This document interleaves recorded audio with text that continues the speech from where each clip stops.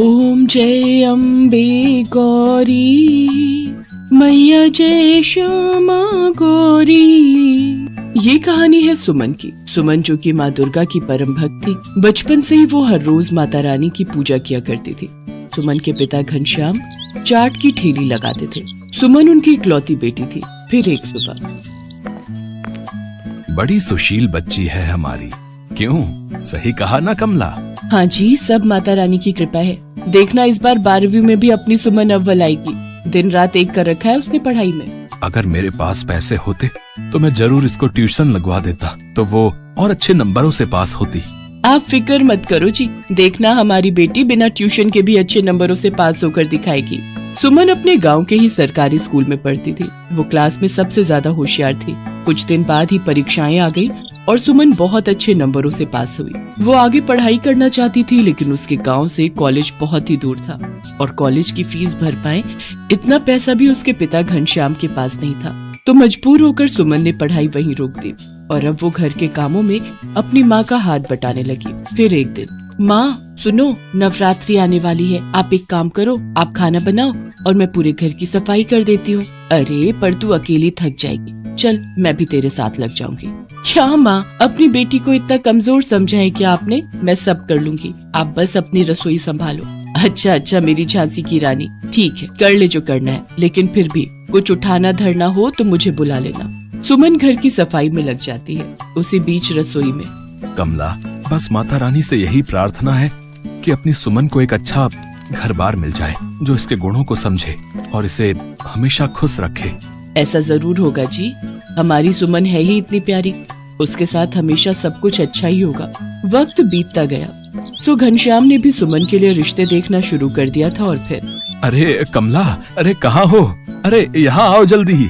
क्या हो गया जी, बड़े खुश लग रहे? अरे ऐसी खुशखबरी लाया हूँ कि तुम सुनोगी ना तो तुम तो खुशी के मारे नाचने लगोगी। हाँ अच्छा जी, पर हुआ क्या है ये तो बताओ। अरे बगल के गांव में एक लड़का है, उसका नाम किशोर है। अपने माँ बाप का इकलौता बेटा है, खेती किसानी करता है और बहुत ही अच्छे स्वभाव का है। मैं आज उससे मिलके आया, बहुत ही संस्कारी लगा मुझे तो। उसकी और अपनी सुमन की जोड़ी खूब जमेगी। हाँ वो सब तो ठीक है, लेकिन तुम चिंता मत करो, लेन देन को लेके भी कोई परेशानी नहीं है। मेरी सारी बात हो गई है। मैंने कल उन लोगों को घर पर बुलाया है। क्या? अरे कल ही क्यों बुला लिया? कितनी सारी तैयारियां करनी पड़ेंगी। अरे तो कल के बाद फिर नवरात्रि शुरू हो रही है ना, और रही बात तैयारियों की, तो कोई दिखावा करने की जरूरत नहीं, हम जो है वही दिखाएंगे। अगले दिन किशोर अपने परिवार के साथ सुमन के घर आया। सुमन एक नजर में ही किशोर को पसंद आ गई।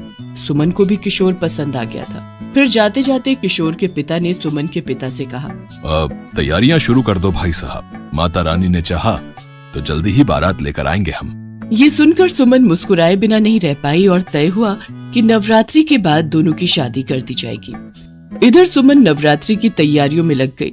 फिर नवमी के दिन, बस कर बिटिया, मत कर इतना काम, इसके बाद अगली नवरात्रि तो अपने घर में ही मनाएगी तू, और यहाँ सब मुझे अकेले ही देखना पड़ेगा।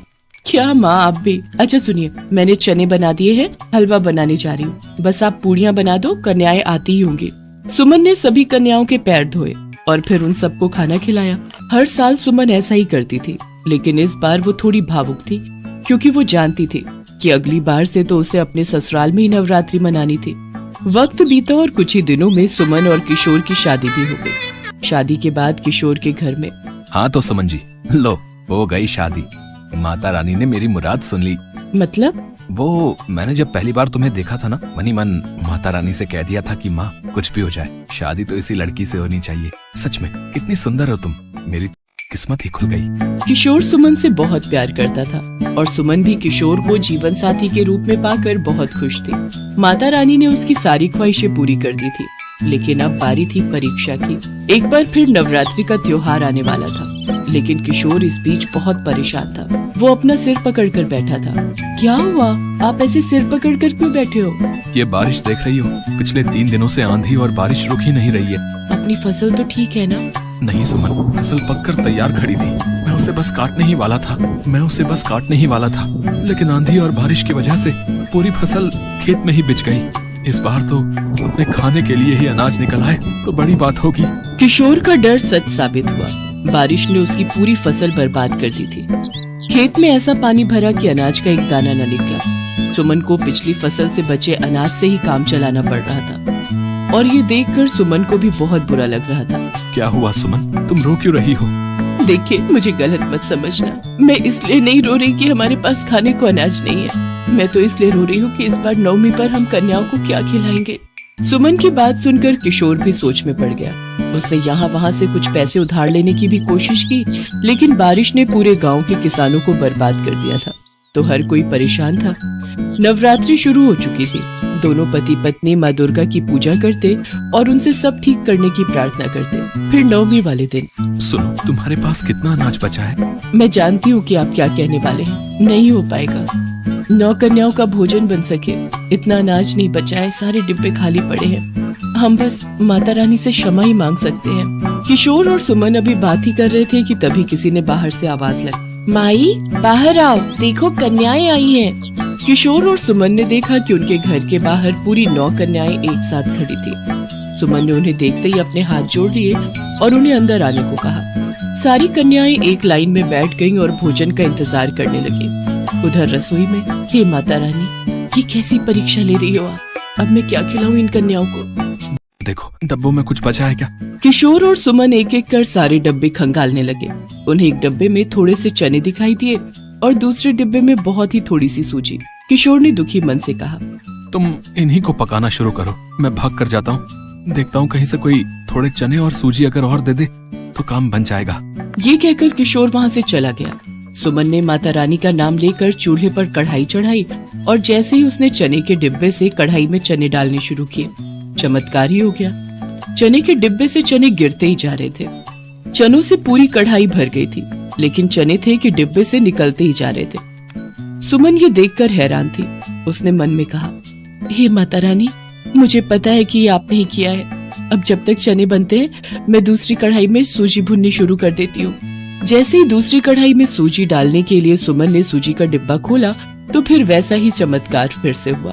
उस डिब्बे में से ढेर सारी सूजी गिरने, सूजी कढ़ाई में से गिरती ही जा रही थी और डिब्बा खाली ही नहीं हो रहा था। ऐसा ही घी, तेल और आटे के डिब्बे के साथ भी हुआ। थोड़ी देर बाद सुमन ने कढ़ाई भर के चने, हलवा और पूड़ी बना दी।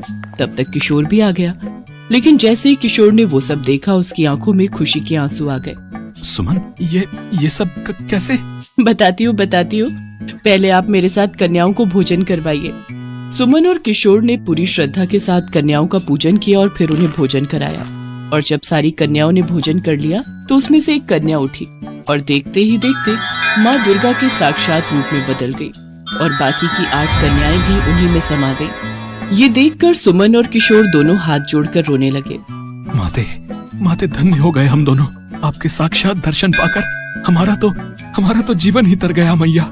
मैं तुम दोनों से बहुत प्रसन्न हूँ। तुमने गरीबी और परेशानी में भी मेरी भक्ति नहीं छोड़ी। मैंने तुम्हारी परीक्षा ली और तुम दोनों उस पर खरे उतरे। माँ, वो चमत्कार वो आपने ही किया था ना? हाँ पुत्री, और अब वो चमत्कार सदा के लिए तुम्हारे साथ है। तुम्हारे बर्तन कभी खाली नहीं होंगे, लेकिन इस चमत्कार के साथ तुम्हें क्या करना है, ये तुम्हें ही तय करना होगा। जो वाक्य माता रानी की जय।